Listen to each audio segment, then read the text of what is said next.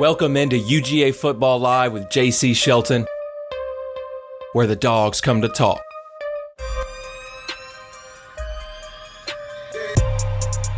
All right, welcome in everyone. UGA Football Live with JC Shelton. I'm here with former Georgia tight end Arthur Lynch. We are back. It is the first show of 2024, and it quite possibly be another year of Georgia football making it to the national championship. And on that note, we are having a reaction show / future of Georgia football in relation to this big news that happened I think it's just over 24 hours ago. That is one of the greatest, if not the greatest, college football coach in the history of all time. Nick Saban, Alabama man, 17 seasons out of the game now. Finished his career with the SEC championship. Obviously, a CFP lost to the eventual national championship Michigan Wolverines. We can get into in a minute as well. But Arthur, I know you got something to say about this, and it just absolutely blew up the college football world yesterday, and I've been writing on it ever since, it seems like.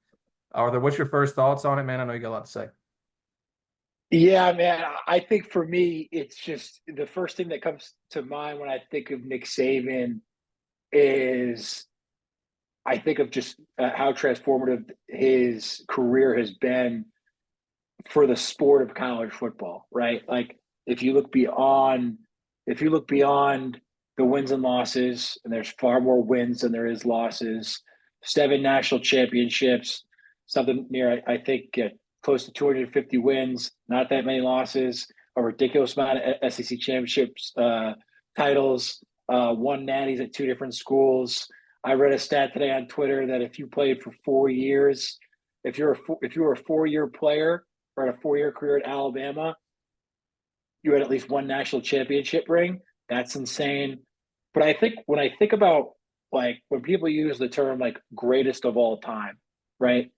Like the greatest of all time of the era, or the greatest of all time of the entire sport or the entire industry, right? To me, it's all about like what level of impact did that player, coach, business leader, musician have on their industry.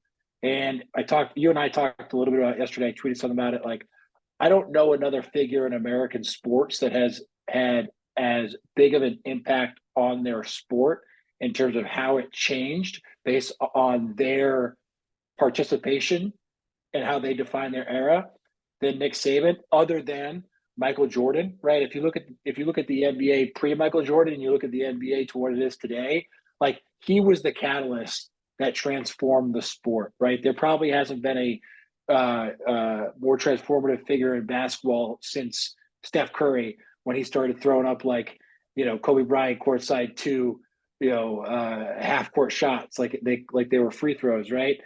And when I look at Nick Saban and when I played college football, I played during the transition into the era that we are in today, right? And I'm not talking about NIL. I'm not talking about, college football playoff, although the college football playoffs first year was in 2014. I'm just talking about how college football is big business today, right? When you see these top 10 programs spending 50, 100, 200, $3 million on their facilities, $100 million coaching contracts, the SEC media days, not just being a couple beat writers in Hoover, Alabama, but being like a legitimate like NFL type media circus, right? And when I think about this transformation of college football to what it is today, I think the catalyst of that transformation has been Nick Saban, right? And Nick Saban started at Alabama when all they were was a bunch of history. And he came in 2008 or 2007, excuse me. I think they went 9-3 or 8-4 or whatever it was. And then from then on in 2008 on, it was roll tide roll, right? And I think, the first person that would probably agree with me is probably Kirby Smart, because what Kirby Smart is now doing at Georgia is based off the blueprint that that Nick Saban implemented at Alabama, right? These like this professionalization of college football was a blueprint that was implemented by Nick Saban. And now Alabama was the first to do it, and now you look at all of the major programs who can afford to do it, right? They're now doing it. Ohio State, Michigan, Oregon, which you and I will get into later, right? Well, they're not Florida, Texas, even Texas A&M, even though they can't win a damn thing, right? These schools realize that there's this blueprint. Like, we are not a college football program. We are a professional organization that's attached to a school. And we need to run this operation as if we are an NFL franchise. And I think Nick Saban is the one who can we for better or for worse, we can accredit that to. And so obviously his success is probably unmatched. The only coach with 7 national championships. Maybe Kirby can catch him.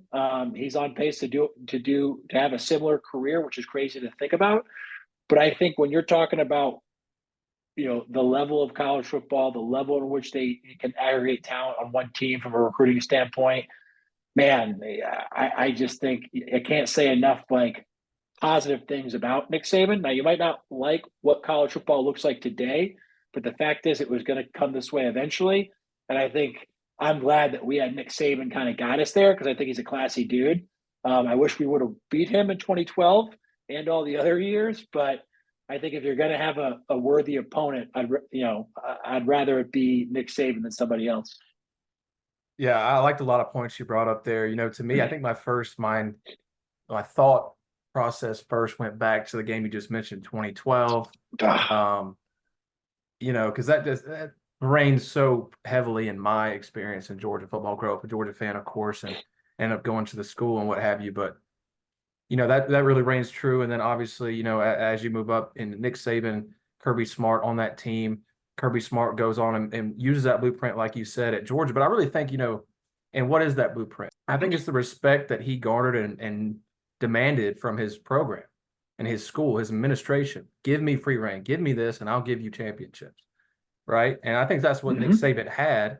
Kirby Smart obviously saw what that entailed, what was given to him, what he needed to build something similar. And Georgia did that and has done that in droves. He has the full backing, and then he had it before the 2 national titles. Right. Yeah. And now it's even at a higher level. You were going to say something. Yeah, no, I was listening to a podcast before this, and they talked about when Nick Saban went to interview with Alabama, and I guess like all the other coaches that had interviewed up to that point were kind of like mystified, if you will, by the just the daunting task that is Alabama, the Bear Bryant shadow, and they were like, oh man, like Bryant Denning Stadium, this, like look at all these legends and Joe Namath pictures on the wall, and like Saban went in there on the day he interviewed, and as they're walking around campus, is like, we need to get rid of that picture. No one knows who that player is. He's from the 1950s. We need to like take these trophies out. This is from like the Sugar Bowl in the 1960s. Like, we need to get every single picture of a current NFL player who went in Alabama in the past 5 years, put them on the walls. Here's what we need for facilities. Here's what we need for like travel, nutrition, and to your point, right? And again, that was the beginning of this professionalization of college football. But I think when you're talking about like, hey, like if we're going to build a program, we're going to build an organization, not just a football team. And I think Kirby saw that. And to your point, I know this is a Saban conversation, but to bring it back to Kirby, and look, I love University of Georgia. I wouldn't trade any of my experiences for anything in the world because of the people that I got to meet and the opportunities that it has given me as a person. But like, there was people I'd be walking around in the facility when we just got that brand new weight room and we just got that brand new TV room. And I'm looking around, I'm like, who is Troy Sadowski? You know what I mean? Who is a great tight end? You know what I mean? But I was like, why isn't Orson Charles' face not on the wall? He was just an All-American. You know what I mean? Like, and now you go back today, right? And you go see at the Buttsmere, it's like they change out those pictures every day, right? Who's the dudes making plays on Sunday? And it's just those little things, right? And I think Saban and Smart have had not equal amount of sex, but have success, but have had similar amount of success because I think there's a mutual level of respect between the two because they know what it takes to run a machine. And that's what both these programs are, they're machines. Exactly. And I have a lot to break down too for you guys on what this means for Georgia football But first, I want to touch on a few notes here about Nick Saban retiring, and this Georgia versus Alabama has become the de facto national championship. Totally. And I think that goes without saying. Your It's Big been that Ten way for a fans, while, hasn't it? it really has, man. Looking back Yeah. at it, and fans from other conferences and what have you, different regions might not fully agree with that. The game, Michigan, Ohio State, probably a lot of people naysayers on that comment by me, but I think it reigns true. And Artie, I know you agree. Quick notes here: Bama players have 30 days to transfer now with the head coach change. That is huge. I saw a guy that was already in the portal commit to Florida State today, Mike Norvell, and he's tweeting about that. He tweeted about that earlier today, and this is Thursday when we're recording. So his name, of course, is linked there. Dan Lanning, who I initially wrote about as one of the top candidates because it was reported by a few different places. And I wasn't saying he was going to be hired. I just, thought it would be nice to break that down for UGA faithful because I know we were all watching for that because we do, Georgia fan bases, they love Dan Lanning. I don't think how can you not? The way he is a leader of men, talks to his players and what have you. But he came out today with a meeting, and great social media work by Dan Lanning and that video team. He Having that knows what speech he's doing, out, Coach. He knows what perfect he's timing, doing. and he learned it from Kirby. I mean, 100%. and And Kirby Kirby learned it learned it from from Nick. Saban. You know what I Exactly. mean? But that's how you beat bad news with good news, right? You use it at your advantage. Big recruiting advantage for them. And what he says, go watch that video. I would recommend it. But he is out now. But names circulating around, obviously, it's been changing the odds. Vegas has been changing the odds like hourly, been checking in on that. Dan Lanning was first. And then it moved into, I think right now, who is it? Is it DeBoer? Now, I want to say, I think it might be DeBoer at the top now, Washington head coach. For predictions at the end of the show, you make your prediction who you think the coach will be. I'll make mine. I already got mine in my head. So Okay, I like that. Let's do that, and then let's do the funniest hire they can make. Let's do that one too. okay. Oh yeah. All right.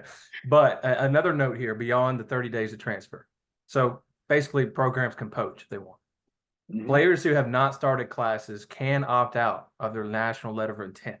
If you sign that thing, and let's say you sign it in an earlier period, but you're not going to be an early enrollee, you have to finish out your high school career, you have another semester, you can back out of that commitment, right? You can back out of that national letter of intent and go somewhere else, something to watch as well. And that is why I think that Nick Saban was at the office today. There was videos of him going in and coming out later in the day. Not only was he interviewing it for assistant coaches yesterday, right before he announced his retirement, he is also in the building. He was in the building today, talking to recruits, talking to players, trying to give that confidence and really encourage them to stick around, right? Because I saw Terrion Arnold, the Alabama defensive back that should have got called for PI about 10 times the SEC championship. He seems like a great kid, though. I'm just kidding.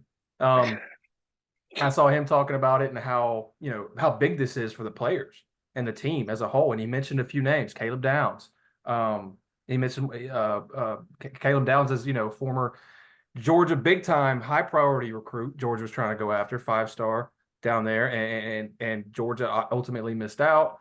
Kirby Smart has a great relationship with him. He mentioned that's interesting to me at least. But I don't know why he would leave as much after the season he had there. But it's something to consider here. These players having to deal with this and the coaching moves. Do they think they could get better opportunity in somewhere else? Does someone come in with a different scheme that maybe they don't think they can excel in as much?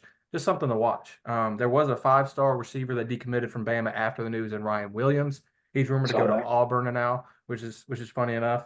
And Bama's leadership, they stated they wanted 72 hours before naming the next coach, and that was yesterday. So by the time you're watching this, and by the time we get off, already there could be news coming out, reports that Alabama's already went for somebody. But it feels like to me it's Mike Norvell, Kalen DeBoer, Lane Kiffin, and Lane Kiffin's name's down there, but I just don't see that. That's according to reports. Do I see that? Artie, I don't. I think we can agree that might not be Alabama's forte because the way he trolls, the bridges he burned at Alabama, coming in and going to Florida and taking that role. I just don't. Do you see that at all? I don't think that's Alabama's forte. No, I mean he got fired before the national championship game, and I don't know if it was official firing, but I'm pretty sure he was fired, right? You and I talked about it. I think Saban's waiting for the University of Florida job to open up, and by the looks of it, it probably is going to open up here soon. What do you mean by that? I just first, yeah, I've spoken to some people who have ties too loosely to him from a coaching perspective, and I think he just likes the idea of being in Florida. I think he sees University of Florida as a better platform because I think it is a better platform from a recruiting standpoint than Ole Miss. Um, I just think that for his personality, to your point, and I think you hit the nail on the head, like he can get away with doing what he's doing, which I actually think is great for college football because it's hilarious. Yeah. But he can get away with it at Ole Miss because for years Ole Miss was 2-10, not 10-2. You know what I mean? And let's be honest, Hugh Freeze, they were 10-2. They sucked for a while in between Hugh Freeze and Lane Kiffin, right? Like just look at the records, right? And so I think when you win there, even though it's like very southern, very proper, very kind of like let's dress up and go to college football games on Saturday in the Grove, they like to win. And winning covers a lot of warts or makes better noise than just that kind of chatter that Lane has. But I think Lane would be up for the challenge at Alabama. I think he would have fun with it. I don't know if Alabama power Yeah. would line up behind that. But Yeah. that's just me. What do you think? And speaking more, I know I completely agree. And speaking more on Kiffin there and his relationship with Ole Miss and what he's done there, I mean, they had their highest ranking ever finish, right? This past Yeah, season. he's killing it. He's built them to that. I can't remember how many 11-win seasons. What is it, two now? And they didn't have Yeah. any before that. And even with Hugh Freeze in there, who beat Alabama and Nick Saban at his highest. So I think he's perfect storm for him there. And what he's done in the transfer Totally. portal and bringing in those big time contributors, those guys are going to start day one. Day So one. exactly. So I think that's his best spot, at least this year. If he's thinking future and Alabama is willing to do it, I think it was a great move. It's a great move for anybody. I'm not, and I joked about this with you last night, but You and I differ on this, but go ahead. um, I think the whole following a legendary head coach thing, I get it. I completely get it, right? And I think my Alabama alum friend, he's been on the show before a long time ago, we call him Bobcat, served his country, so thank him for that. But he is a degenerate, but he serves his purpose. We need Bobcat back on. We need Bobcat back on. I can get it back on. I can get him back on. He'll be glad to come on. We'll have to bleep him out a bunch of times, but he'll come on. Perfect. But he was telling me that Rich Rod, I think it was 2006. Yes. He said Yeah. that Rich Rod didn't want.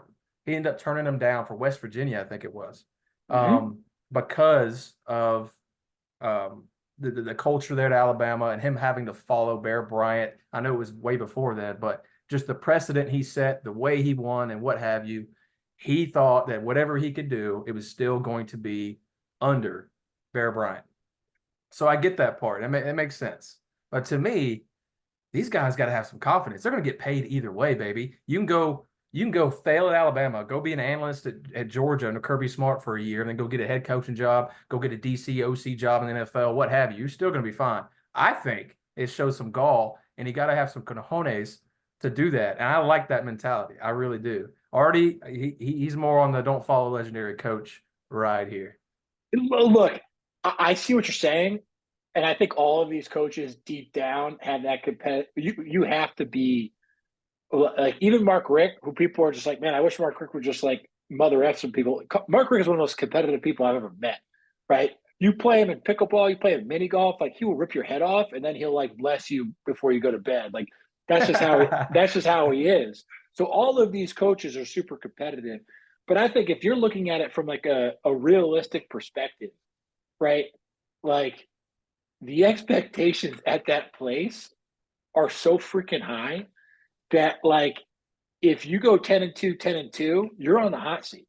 Like they're expecting you 3 years in to win a national championship. Now, the argument you're making is even if 25, 30 guys leave the next, I don't know, 30 days, the guys remaining are still all 4 and 5 stars, right? So it's like you have the base there, right? It's not like you're going into like a barren place like Vanderbilt. You know what I mean? Like there's a foundation there. There's an infrastructure there. There is money there. I get it, but I just think when like people were like automatically throwing Dan Lanning's name in there, like people who have really good jobs and really good setups, I was like, I don't know if Alabama's a better option for them. I'd rather build something up and then build my expectations up at my own program, and then you know if I want to make a move after I've done it and really done it, then make the pivot. Because, I think the only coach that we see that's name is being thrown out there, and I think even more than DeBoer at Washington, I think Mike Norvell is the only one where it's like it makes sense because he just went 13-0. Granted, it's in the ACC and stuff, but he went 13-0 at Florida State, big time program with a lot of tradition, knows how to handle the pressure.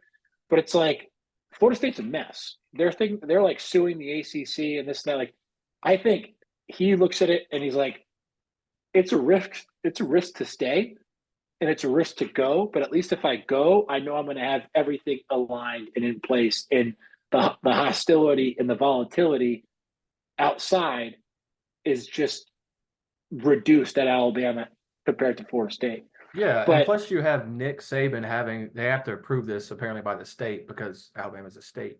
The yeah, state's more involved there, but he's going to have an office in Bryant-Denny. He's going to be there and helping any coach that comes in. I mean, that's how established he is in Tuscaloosa, yeah. which I would expect, one day when Kirby Smart moves on to do something that probably similar. Hey, guess what? Vince Dooley had it. He had an office that looked Yeah, out onto the practice field in the not Buttsmere, but in the Rankin Smith Center. took over Best AD. office on campus. Looked right out in front of the two turf fields. And I've been in that office. I got to interview him for a research paper once. It's freaking cool. You go in there, you're like, I'm in like me, like in the college football history vortex. I was like, I don't want to leave this building. You know what I mean? Yeah. So, but that happens all the time. You know what I mean? So I don't think it's a bad thing. Yeah, no, and then I'll leave you two notes. I'll leave you two notes, guys. We'll move on to how this affects Georgia football really immediately and moving into next season. Kalen DeBoer, Washington State led him to the national championship, got bullied around a bit, but, we'll get into that. But he recently hired Jimmy Sexton, according to my sources, which is Google, as his agent, and he was seen in Tuscaloosa today, Jimmy Sexton. Something to look out for. I don't know. I saw a video of him. Maybe it's real. Maybe it was AI. I don't know. I'm just going to throw it out there. I don't feel like you can't be too sure of anything today, but I did see the video. And then let's talk Georgia football here. So Kirby Smart is now the second longest tenured coach in the Crazy. SEC. It feels like he got here yesterday to me. Still, Crazy. I think it's just because of how quickly the seasons pass when you're working them, I guess. That kind of feels like they with me. I'm interested in what you guys feel about that, but he is the second longest tenured head coach, not by long, behind Mark Stoops there. I think it was 2013 Mark Stoops was. Kirby Smart has the most SEC championships, the most national titles, and most wins in the SEC now. So he is Nick Saban now, basically. Yeah. I know he has a long way to go, folks. 7 national titles, what have you. I get it. But, he was already in that conversation before Nick Saban's retirement. I think this is Kirby Smart's the king of football now. And I'm trying to stay objective, folks. I'm with the UGA and what have you. I come to team. But I thought about it a lot, and I'm comfortable in saying that. I'm not your hot take guy. Sometimes, not all the time. Recruiting wise, I think this, and we touched on a little bit, but this is what I was really thinking about. So, Georgia versus Alabama, one of the most pivotal rivalries recently in college football in terms of titles, SEC championships, big time games. I mean, every time these two teams line up, there's huge implications on the line. Now, while I don't think, it's going to be a huge difference, I think we're going to see these minute differences moving forward. Bama has pulled several high priority recruits right under from Smart's nose. And Buford is one of the main ones. But we got KJ Bolden from there. I think that should be pulled, that whole myth. But he's pulled several recruits under Kirby Smart's nose throughout his time. Kirby's pulled a few Alabama guys from that state. George Pickens, one of them. But I think, even Devontae Smith, and then I mentioned Caleb Downs, I think that we're going to see that change a little bit, right? Because you're going to go to an Alabama team with those questions, even though they have a great fan base, a great stadium, culture, what have you, staff, players already built there to succeed. The administration knows what it takes now. We're watching Nick Saban, what he's done. Are you going to go to a Kirby Smart-led Georgia team with a staff that it does change at times, but it's never huge turnover? And you're going to have guys that have played at that university, that have shown that they care about your development and getting you to the league. If I had to pick one or two, and I'm not beholden to both, I mean, I'm going with Georgia as a recruit. I think we're going to see those minute differences moving forward. Already, if you have something to say around that, I'll Yeah, let you go. yeah. You mentioned the stability aspect of it. I don't think there's going to be much turnover at all in the coaching staffs because I think Kirby looked around and was like, I'm not going to go with the young hard ups, young hot startup OC or DC. It's like who's going to be a head coach in 2 years. Like, and again, I love Mike Bobo. I love for Mike Bobo to go be a head coach somewhere and crush it and get paid $100 million. But I think Mike Bobo is at a point in his career for him and his family, and as is Muschamp. And I think they're both a leader what they do. And I think they're just like, I'm home. Like, why leave? Right? Let's go win another national championship. And I think that means a lot, particularly in this day and age when everything and everybody seems transient, right? They're in, they're out. Everything seems, transfer portal in, coaches going here, not going there. Jimmy Sexton's he's the chess player in all of it. But I think having those two guys there as kind of pillars on each side of the ball, and then obviously Kirby Smart, probably not going anywhere. I argued with you offline that if someone gave him $25 million to go to the Falcons head coach, I'd call him an idiot not to go. But yeah, I think that stability is the biggest part, right? I think when you're looking at what's going on in Alabama right now, I don't think DeBoer would be a good hire because I think DeBoer, and again, he's not an SEC guy, and that matters, right? You need to have some roots in the South. You just have to. I don't care who you are, where you come from. It just means more down here. And I think you're going to see a power vacuum, if you will. I think a lot of people, I think this is a huge opportunity for Auburn and Hugh Freeze, Mm-hmm. right? I think that, again, it all depends who they hire. But I think right now you're going to see a lot of big time recruits and guys in that current roster open up their eyes a little bit when the dust settles. They're going to be like, okay, if I'm an offensive guy, I want to go to Ole Miss or Auburn, or I'm a stud defensive guy, or I'm a stud running back, I'm going to Georgia, right? And Yeah. I think that's kind of how my mind is seeing this play out. But I don't know. I Yeah. defer to you. No, I think the 30-day window plays into this situation too, because you can enter the portal, figure out your worth, right? Visit some programs. 30 days is a long time in this business. Totally. Right? You can spend a couple of weeks looking around and come back, or you can make the decision to go. So I think that window is, and I've seen it reported multiple times that people are taking this into account and being like, "Hey guys, watch out for this. This is something to look out for." I had one thing I was going to get into, but lost train of thought there on the 30-day window. I'll just continue here with a couple more notes. So I think one of the areas that Bama will try to increase their activity is in the portal and the NIL Mm-hmm. space. I know that they've done a pretty good job. This is not Clemson, all right? That's on the complete end of the other end of the spectrum. Now, are they one of the top schools doing that? I don't think so.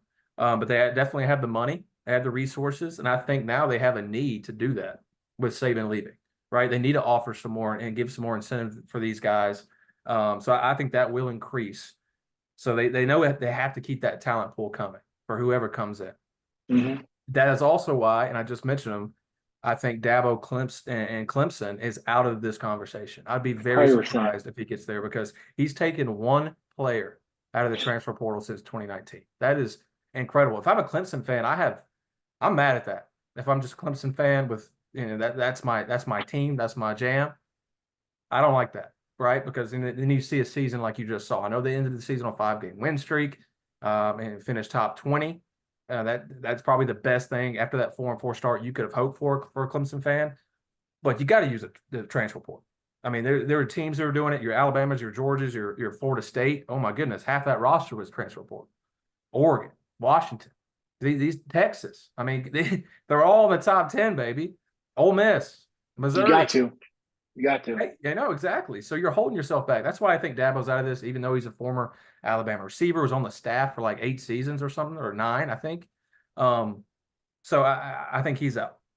But I think the conclusion here is what I'm getting to is Georgia will have the pick of the litter in the South for the foreseeable future, really. I think Yeah. they get their guys, they know what they want their guys, and they're probably going to get them.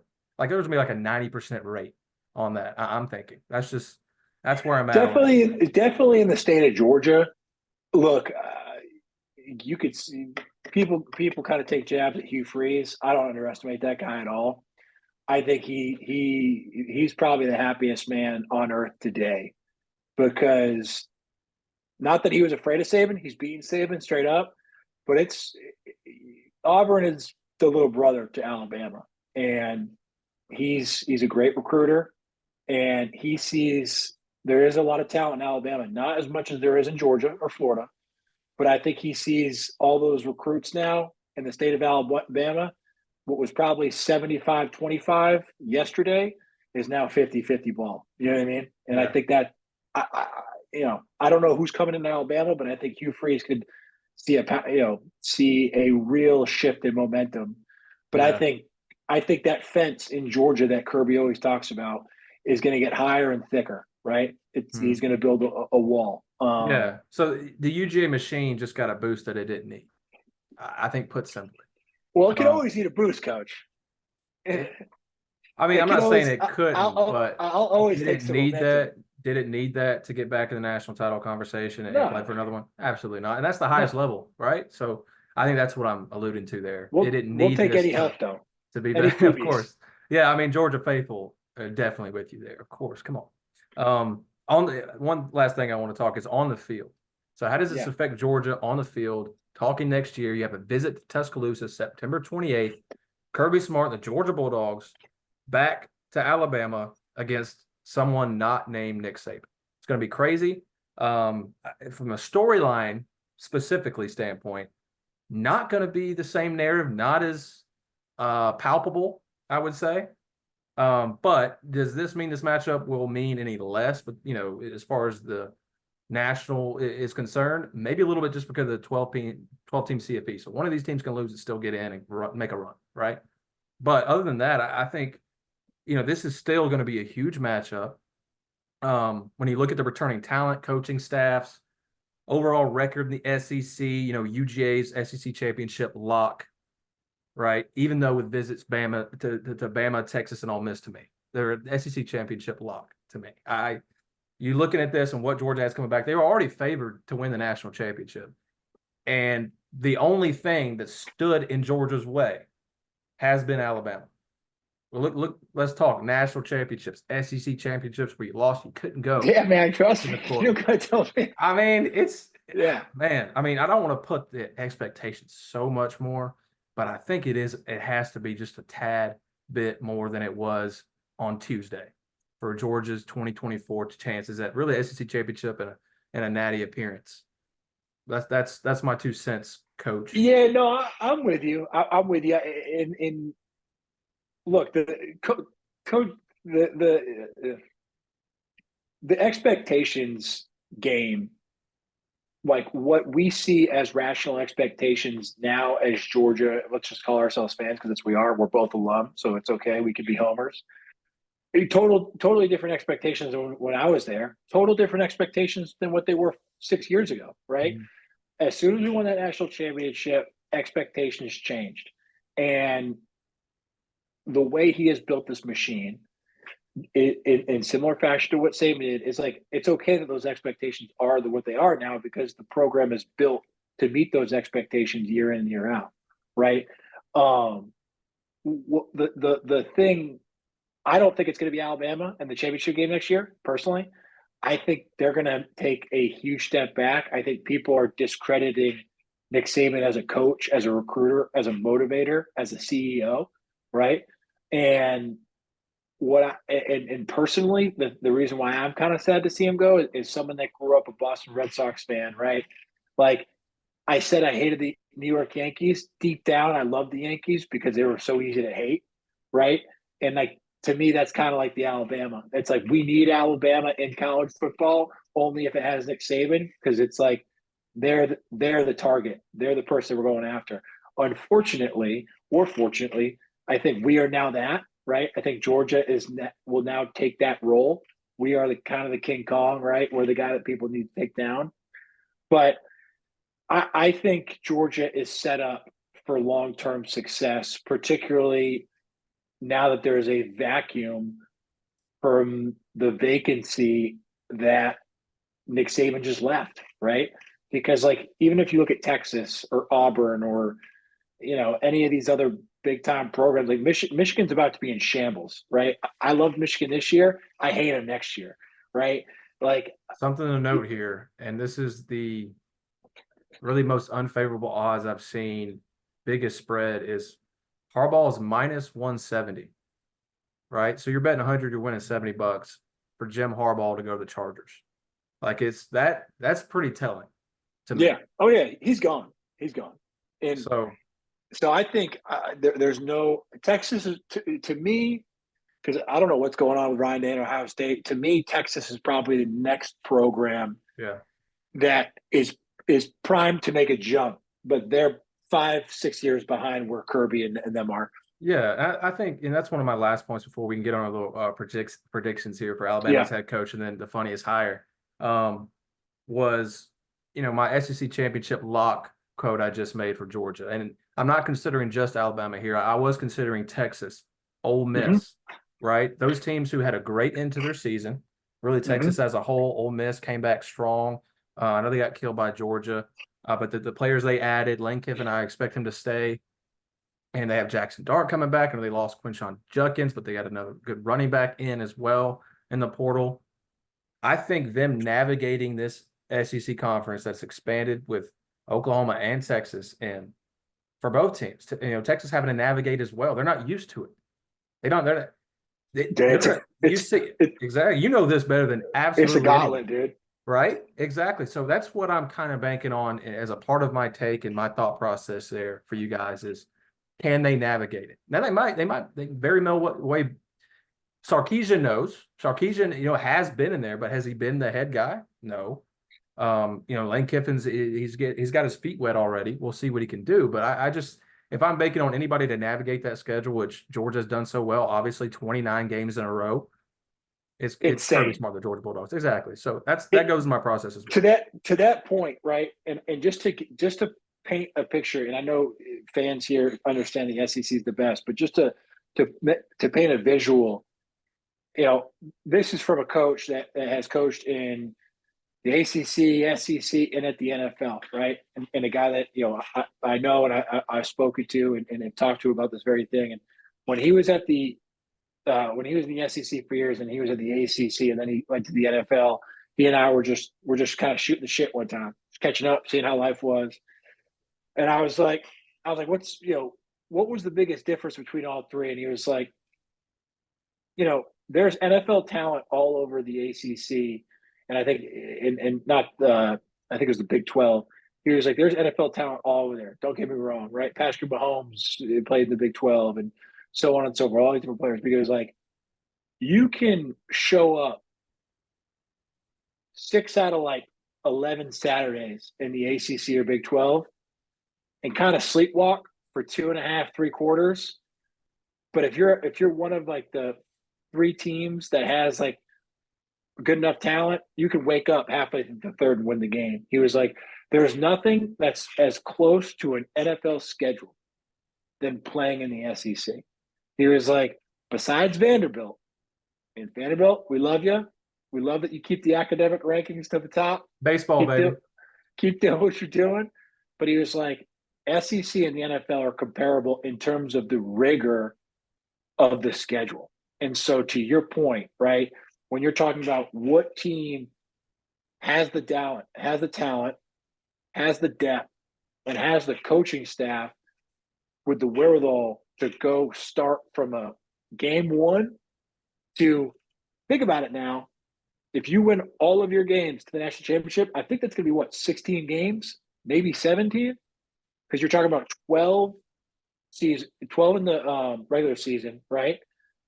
SEC championship game is 13, and then max, right, would be 3, maybe 4, probably 3 if you're undefeated. I want to say the max is 3, right? If you're So like you're in looking that at 10 spot. You're looking at 16 games, and your season starts last week of July for camp, and you're finishing it let's call it early January. That's a long season, dude, and it's a long season. Yeah, so and I'm with you. Yeah, and then health obviously plays into that long season as well, and that's why the SEC is able, I think, to make more runs in the postseason is because they have that incredible depth out of recruiting, 100%. right? Those guys, they big down south, buddy. They resist it. What did Christian Robinson and Aaron Murray say? Grown man football. Oh man, football. Ain't no question, coach.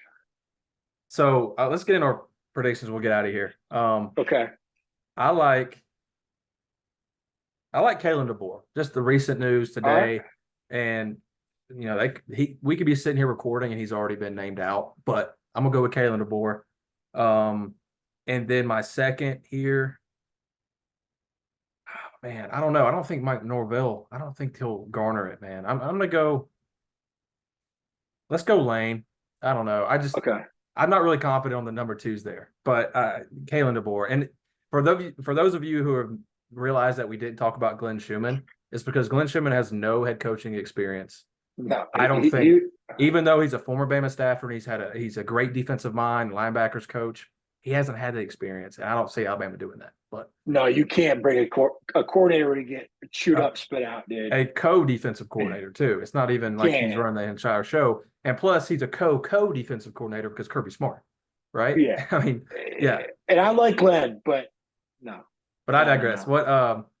Give me your actual. No, you got to give me your funniest one. And I'll give you my two predictions about funniest. What's your funniest? Coach O. Roll Tide.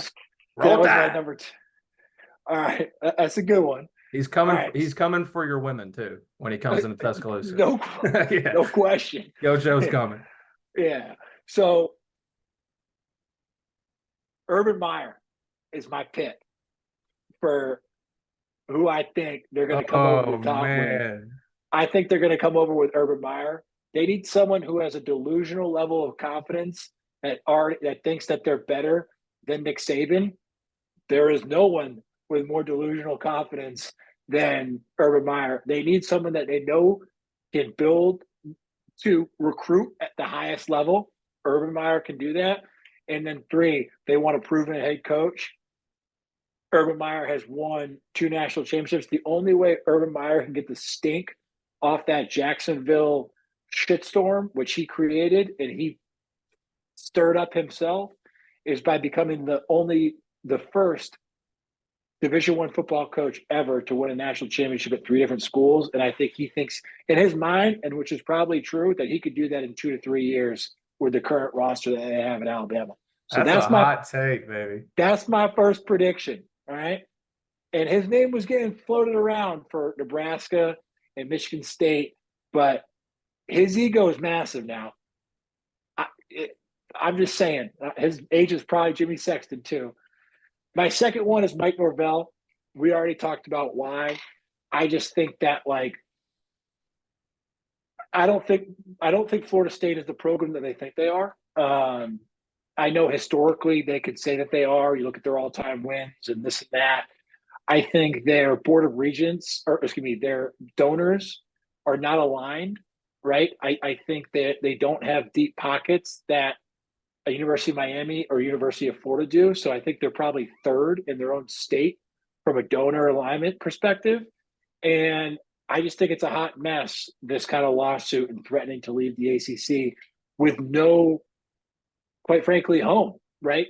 So, would the Big 12 come get them? Sure. But people forget Washington and Oregon have joined the Big 10 for the first 2 or 3 seasons, I think, are at half price, right? They're getting half the amount of TV money the other teams are. Half the amount of TV money that of the $50 price tag that those teams are getting are $25 million. So I think ACC's at 28 a pop. I just don't really understand what's going on at Florida State, but I do think Mike Norvell is a great coach. I don't know if he's a national championship winning year in, year out type coach, but I think he could win there, and I think he would do well with a less dysfunctional apparatus around him, right? And then when thinking about the funniest hire, it's got to be Bobby Petrino. Yeah, baby. Yeah. I can just see my neck brace, face. Atlanta people hate him. Arkansas people hate him. It would never happen, obviously. But I thought that would be Hugh Freeze would also be a hilarious one. But those are kind of, I think Urban Meyer I just wouldn't be surprised. It probably won't Yeah. happen. Probably like a 5% chance, but Yeah. it would make sense to me. Like, it would make sense why he would take the job. And quite frankly, he would do an unbelievable job, and then he would F it up like 4 years in. But Yeah. Yeah. he'd win a Something lot. big was happening. He would definitely be on World Star by the time that he was up for sure. Yeah, yeah, yeah. Um, It would be a bright shooting star for about 3.5 years. Then and then something would happen. but the shooting star that has not stopped, and I don't see any time soon that it will, is Kirby Smart, the Georgia Bulldogs. Amen. It's been great having you on, Artie. Guys, I do want to let you know the Players Lounge, we just had a meeting last week. We talked a lot about our content coming out for you guys. I would definitely please check it out if you get a time. If you're a Georgia fan, you're probably not a Tennessee fan or a Clemson fan, but we also have you covered there. I think Aaron Murray is sitting down right now with Dominic Lovett, Warren Brinson, and a couple other guys. We're going to have that out for you guys in video form and also editorial. So keep a lookout for that. We have a bunch of series coming up the entire all season and season. We do it year round. This is what you don't get from your other main outlets of this sport, right? I mean, they don't get access like we do. So this is what we have, and we'd love to share it with you. So check us out there. Also, UGAwire.com is where you can find my words as well. UGA Football Live with JC Shelton. We're at a new era. Me and Artie were trying to plan some things for you guys. I love having Aaron on. I was going to call you a co-host, but you're more of an analyst, Artie. I'm giving you that title. I think you're more of an analyst, and that sounds cooler to me as well. I'm just happy to be here. I appreciate you. Yes, sir. And we're trying to do a live show at G Day. So stay tuned for that. We'd love to meet you guys. And there's no better feeling than be in Athens on a Saturday, no matter what time of year it is. So be in the loop for that. And always the Pulse Sports Network on YouTube, UJ Football Live on Twitter. Arthur Lynch is at ALynch1788. I'm at JC Shelton _ on Twitter as well. We appreciate you. Until next time, we'll be back soon. Go Dogs, Artie. Go Dogs. We'll talk soon.